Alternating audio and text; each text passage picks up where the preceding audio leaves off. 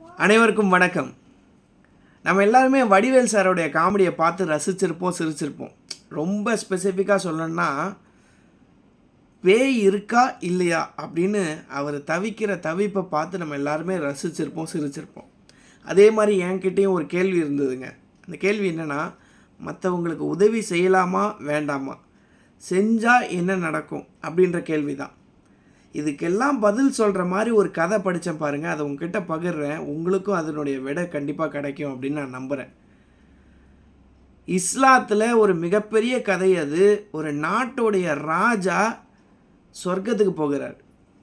சொர்க்கத்தில் ஒரு மிகப்பெரிய மாளிகையை பார்க்குறாரு.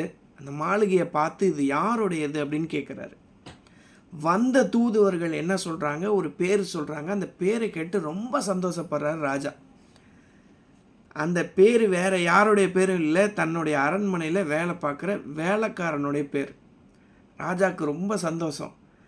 வேலைக்காரனுக்கே இவ்வளோ பெரிய வீடுனா நமக்கெல்லாம் பெரிய பெரிய மாளிகை தான் கொடுக்க போகிறாங்கன்னு ரொம்ப சந்தோஷப்படுறாரு. கொஞ்சம் தூரம் நடந்து போனதுக்கப்புறம் ஒரு சின்ன குடிசையை காட்டி, இதுதான் உங்களுடைய வீடுன்னு வந்த தூதுவர்கள் சொன்ன உடனே மனநொந்து போகிறாரு ராஜா. அந்த குடிசையை ஏன் எனக்கு கொடுத்தீங்க அப்படின்னு கேட்டப்போ தூதுவர்கள் சொல்கிறாங்க, உங்களுக்கு கடவுளோட விளையாட்டு தெரியாதா? நீங்கள் உங்கள் உலகத்தில் மற்றவங்களுக்கு எவ்வளோ கொடுக்குறீங்களோ அதை வச்சு தான் இந்த சொர்க்கத்தில் வீடு கட்டப்படுகிறது அப்படின்னு அந்த கதை முடிகிறது. சொர்க்கம் இருக்கா இல்லையா அப்படின்றத பேச்சுக்குள்ளே நான் போக விரும்பலை. ஆனால் நம்மளுடைய எதிர்கால வாழ்க்கை எதை வைத்து கட்டப்படுகிறது என்றால், நிகழ்காலத்தில் நாம் எவ்வளவு உதவி செய்து கொண்டிருக்கிறோம் என்பதை பொறுத்தே கட்டப்படுகிறது அப்படின்னு நான் ஆழமாக நம்புகிறேன்.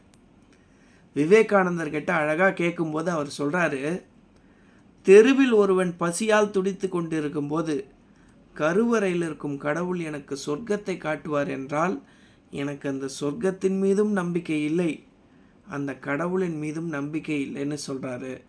அவ்வளோ அழுத்தம் திருத்தமாக உதவி செய்வதில்தான் உங்கள் வாழ்க்கை கட்டமைக்கப்படுகிறது என்று அந்த ஞானி சொல்வதை நானும் ஆழமாக நம்புகிறேன்.